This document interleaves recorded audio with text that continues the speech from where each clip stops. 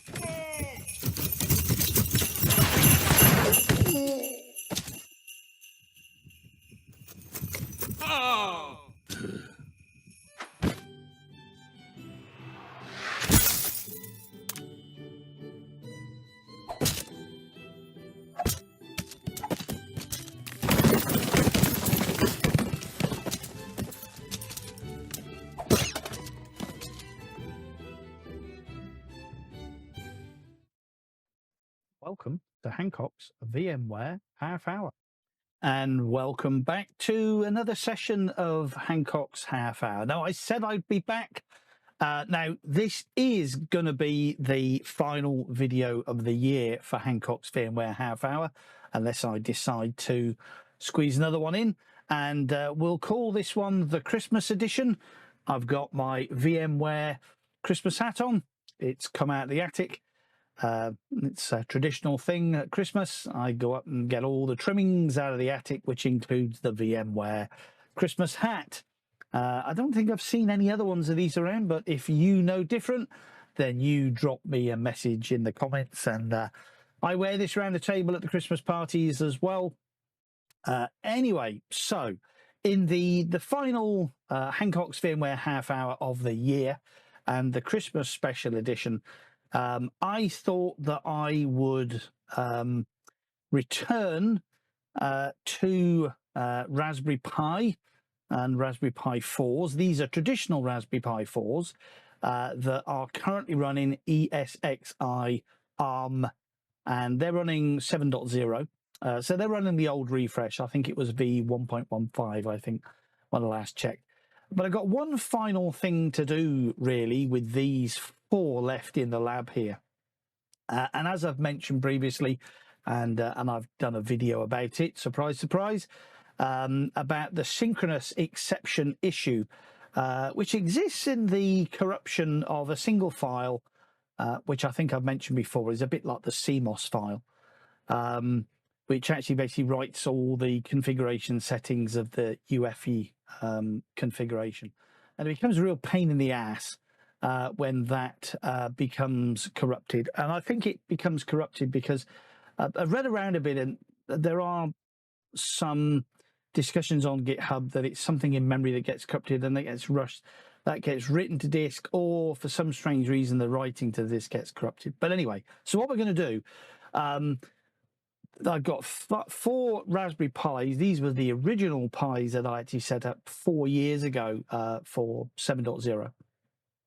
These are going to be uplifted to 8 shortly. And again, we've done another video showing you how to do that with the depo file. But what I thought I'd show you today is how easy it is to change the bootloader sequence on a standard Raspberry Pi.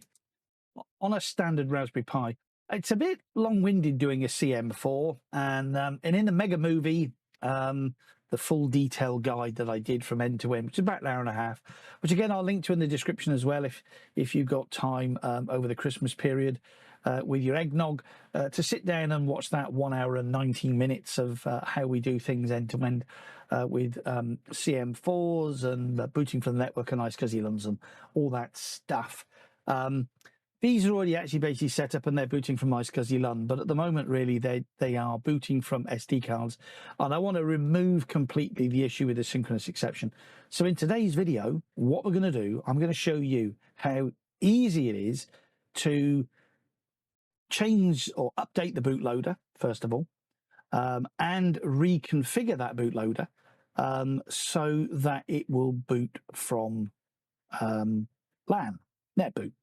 Okay, so I have a Raspberry Pi connected, believe it or not. It doesn't look like a Raspberry Pi at the moment. But what I am going to do, if I just turn that off. Now, what I do have to remember is to turn that back on or split the screen or something. But anyway, so these are all PoE connected. So number 6 is the PoE port. So I'm just going to click apply change. What I'm going to do, I'm just going to turn on the Raspberry Pi again. And I'm going to click apply change. And if I look up there on the shelf in the lab, I can see the red lights have come on. So hopefully something should appear shortly. Okay, now what I've done currently, and you can update the bootloader on the Raspberry Pi in a number of ways. You can actually use the Raspberry Pi imager to create you an SD card with the latest bootloader on it. And you can basically put that SD card in the Raspberry Pi, boot it, they will update the bootloader for it. But I thought that we'd just do it another way. What I've actually done is I've actually basically dropped a copy of Raspberry Pi OS 64-bit actually onto the SD card. So it's actually booting there. So if I just say, you can see it's booted there. And if I just turn that off, then you can see that we've got some nice ping requests here to this machine. And I'm just going to putty into this machine. And again, all these have got FQDNs, so I don't have to work if I can type it properly. If I can type putty properly, oh dear, I've not even had a beer yet. Okay, so let's just get into putty. And what I'm going to do, I'll just going to change the settings here as well, so that you can see. I'm just going to change the font size. We'll beef it up to about 18. Apply. Okay, so hopefully, I do apologize. I run 4K screens, and I think sometimes realistically, when you're capturing 4K screens, you can't necessarily actually see what I'm typing. So quite simply, what I'm going to do, I'm going to do a raspi-config, sudo space raspi-config, and option 6 advanced, configure advanced settings, and then go down to a 5 bootloader version. Now, the bootloader on these has never, ever been updated. Never, never, never. So this is the stock bootloader that came with these, you know, all the way back in 2020. E1, latest, use the latest bootloader image. So I'm going to click OK. Latest bootloader selected will be loaded at the next reboot. Reset bootloader to default configuration. Yes. Install latest bootloader 2024-1207. Yes. Okay, bootloader reset to default configuration. There we go. So we've updated the bootloader. Now, I think somebody asked me the other day, and someone said that we're getting a bit confused between bootloaders and firmware. And is the bootloader firmware? Or what is the firmware? Now, it's quite interesting because we netboot these, and if the netboot configuration is not correct, then you get firmware not found. Well, that isn't the bootloader. Now, the bootloader is actually stored into the EEPROM. So, I don't know. Put a comment in the description. Are they both firmwares? Do we refer to them both as firmwares? Or is the bootloader a firmware for EEPROM, and then the firmware is to configure it and boot it with the overlays? I don't know. Drop a note in the description. Anyway, so we're going to go back to 6 advanced, and we're going to choose a 4 boot order. Now, it actually basically says SD card boot from SD card before trying NVMe and then USB recommended. I think that's obvious, but we're going to basically do netboot here. So I'm going to click OK. Current EEPROM version or newer found, trying to update, install, yes. And network is now the default device. So technically now I'm actually finished with my Raspberry Pi. So I'm not going to reboot it because what I'm going to do, I'm going to shut it down. I'm going to do a sudo init 0. And we can have a little look here at what's actually been done, which is very similar to what we did with the bootloader and RPI boot for the CM4. And you may remember that we used the boot order of F41, I think it was, for the CM4. And this is F21. And you can see that the current bootloader was 2020 and it's been updated to a version in 2024. So I'm going to do a sudo init 0, and that's actually basically going to drop off the Pi. I don't need that SSH connection anymore. I don't need that.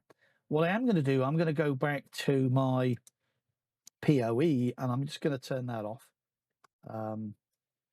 Okay, so if we have a little look at the, okay, black screen, so the Pi is currently off. Now what I'm going to do, I'm just going to remove the SD card, just to sort of kind of demonstrate that these are really difficult to get hold of when they've got thick fingers.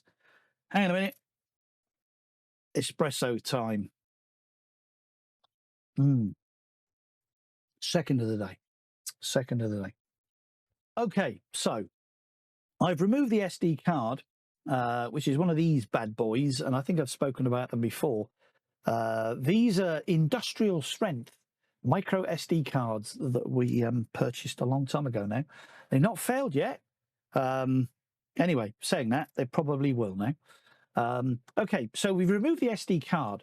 So by removing the SD card, the Raspberry Pi 4 cannot boot from SD anymore. We've actually changed the boot order to boot from network. And currently, if I just get up a Win SCP session. Okay, so you would have seen me do this in the mega movie that we did, or the mega detailed guide, or whatever you want to call it. It is chapterized. I went to a lot of effort to chapter it so that if you don't want to basically watch the whole 1 hour and 19 minutes, you can go to a specific chapter if you're interested in a specific sequence. Okay, so if you have a little look at WinCP here, WinSCP, I've already created a directory called ESXi 002-ARM. At the moment, I don't actually know what its serial number is. That was my bad. I should have actually recorded the serial number of the CPU when I had a Raspberry Pi session. But no worries. Hang on, you can't see that. Apologies. There we go. So there's my WinSCP. And this is the ESXi 002 ARM folder that I've created. And that needs to be the serial number of the Raspberry Pi. So we're going to go back to our Raspberry Pi. And now what I'm going to do, I'm going to do that. I'm going to turn that on again. I'm going to turn on the UEFI OS as timing out. Bloody thing. I just log back into UEFI. Devices. And let's just have a little look at our port manager. Okay, back to port 6. Okay, and I'm going to click apply. I'm going to turn on PoE. And we should see something wake up here now in our Raspberry Pi. Now, as I said to you, it cannot boot from SD card because I've removed the SD card. It is currently set to Netboot. And at the moment, it doesn't actually basically have the files on the TFTP server to Netboot. And you can clearly see here, this is the serial number at the top there, 68B74. So I'm just going to change that on our TFTP server. I'm just going to basically enter that name, 68B746, 68B746C9. It's interesting because it's actually saying insert SD card.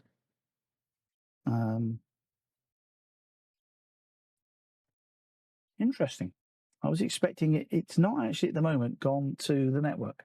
Okay, so that's the serial number entered on our TFTP server. By now, I'm expecting that to loop and restart.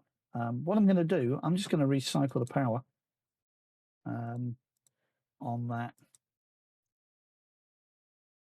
port. So let's just turn the power back on again.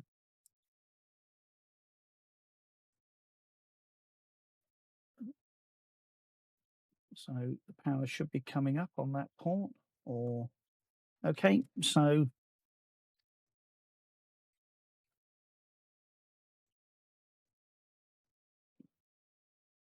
interesting. Something is a bit weird with this one, because it's actually basically telling me that the SD card's not detected. But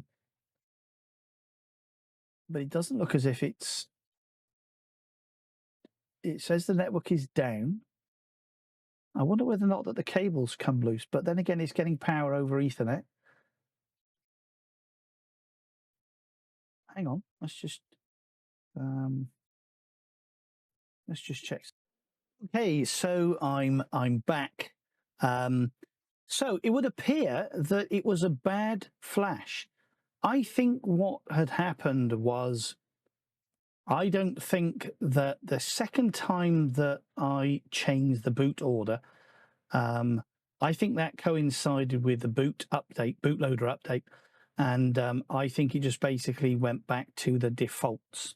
So I just basically went through the sudo raspi-config again, set the default boot order to Netboot, and we'll see what happens. I've just actually basically powered up port 6, which is the PoE port that controls this Raspberry Pi, which is ESXi ARM002.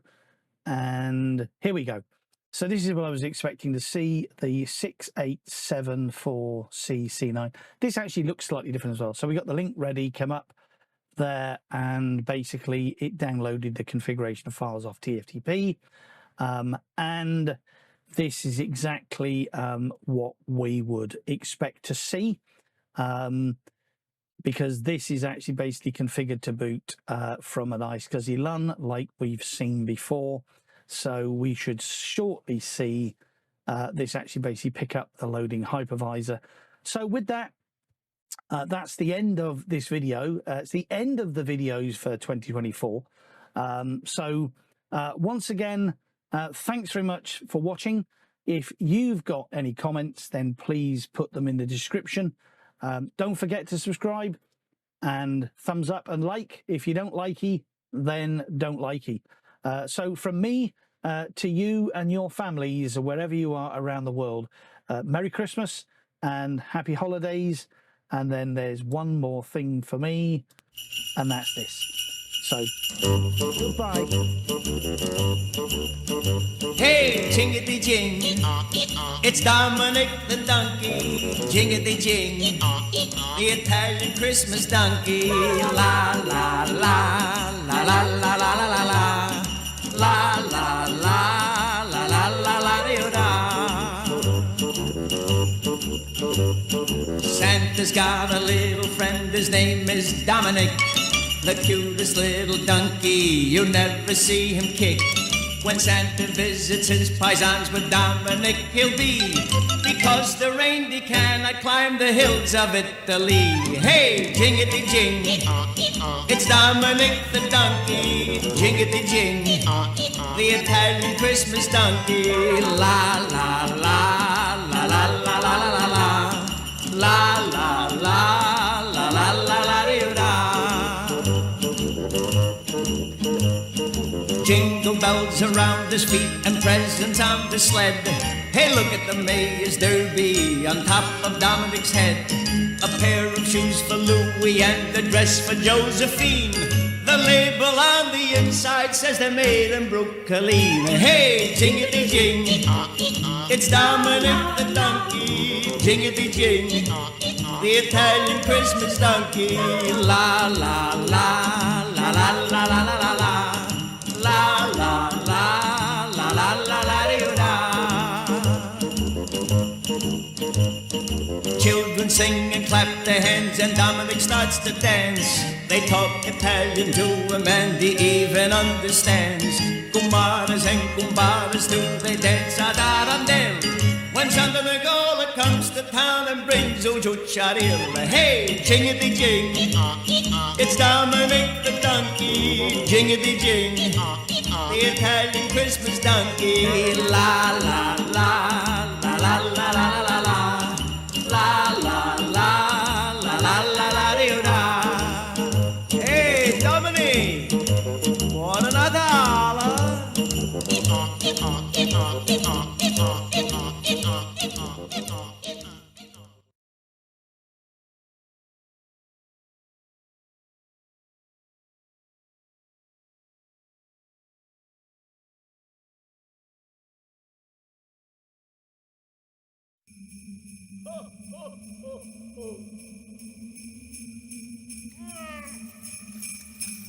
Merry Christmas!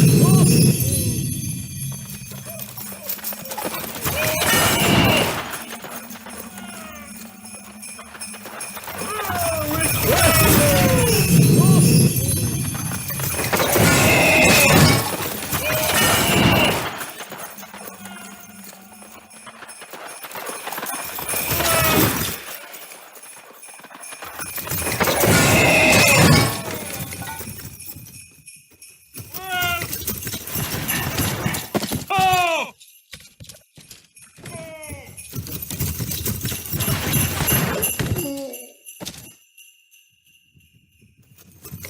Oh!